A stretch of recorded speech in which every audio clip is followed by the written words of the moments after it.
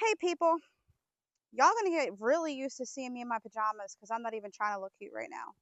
Because the topic that I'm going to talk about is not cute at all. Okay? It's not cute. It's actually very upsetting. So, remember the video that I made last week about ICE and disability and why it's so important that we get this conversation started about how disabled people can navigate ICE because it's only a matter of time before disabled people get caught up in this?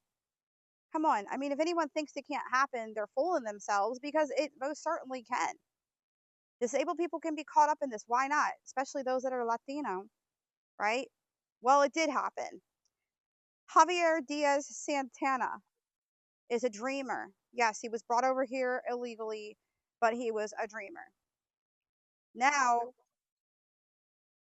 um, ICE is going after them too. Now you could say, oh, they're breaking the law. Don't even give me that because we have predators in our government right now that have trafficked people that are likely in the Epstein files because they're not releasing it. So don't talk to me about the law, okay? I guess the law can be broken if you have a lot of money, right? Like billionaires. But this was a young man whose family brought him here so that he could seek a better life. And honestly, we need to reform our immigration system. But that's a topic for another day. That's a topic that I'll get into in another video because the way the current system is structured, it's rooted in racism, especially our visa diversity lotteries. Yeah, that's a topic I'll get into next time. But let's focus on what we were talking about now, which is this disabled individual who was swept up by ICE. He is deaf. So when ICE came to him, he tried to go to his wallet to get an ID card identifying his disability. They snatched his wallet. Okay, I'm not surprised. They're brutal.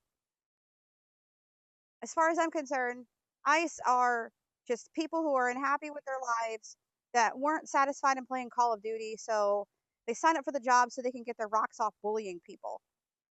Because all the videos I've seen that were filmed by bystanders have utilized a lot of brute force that's not necessary. Okay? So that is what I'm seeing here. So I'm not surprised they snatch his ID card. Then he tries to type in his phone, "Hey, I'm deaf. I need a method to communicate." They snatch his phone and shackle his hands. So now he's in a really dangerous situation because if they give him commands and he doesn't comply because he can't hear them, they're going to beat him up. I can only imagine what Javier was feeling in that situation. And what really makes me angry is that we only see this in the news just for a blip and it's gone. Because I guess disabled people really aren't worth mentioning. The way things seem right now is some of these legislators want us gone anyways. They're trying to roll back disability protections. They want us out of society. But you know what, folks? We're not going anywhere anytime soon. We're staying right here. We're staying right here. To your chagrin, we have every right to participate in society, and you're not getting rid of us. So, because this young man's story isn't getting the airtime it deserves, I'm out here giving it airtime. And I'll be circulating this video far and wide on Reddit, Facebook, and any other channel I can think of because his story deserves to be told. And I'm speaking out because there's no excuse for this. We need to reform our immigration system. We need to allow the immigrants and the undocumented people to have due process because the Constitution still applies. And we could talk all day about them breaking the law, but how are they breaking the law when administrations keep moving the goalpost? Makes it really hard to follow the laws when the goalpost keeps getting moved. What we need is real reform. Okay? If undocumented people are working and they're not causing problems, give them a path to citizenship. Reform the system. Instead of having these crackdowns, which are going to hurt the country, reform the system. Okay? That would be a better solution than tearing families apart and getting rid of hard workers. And don't even give me this crap about, oh, well, they shouldn't be here. They're here illegally. You know what? It's not their fault because all these organizations, like these farming corporations and stuff, they lobbied to get them here. There were schemes to get them here. And they're undocumented because it keeps them compliant, it keeps them in their place. They can't complain when they're being mistreated because the threat of deportation always looms. So it's by design. Come on, people, wake up and smell the roses.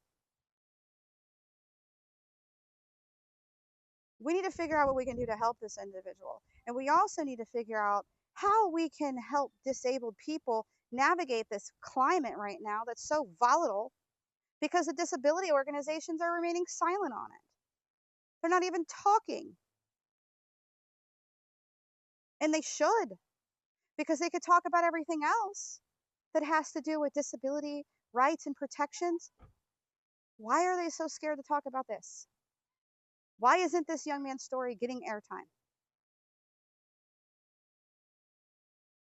Come on, guys. If you like this video, please give it a like, comment, and share. And I also would love to hear about what you think could be done to help Javier and what you think could be done to make things better for people with disabilities in this climate. Thank you for watching.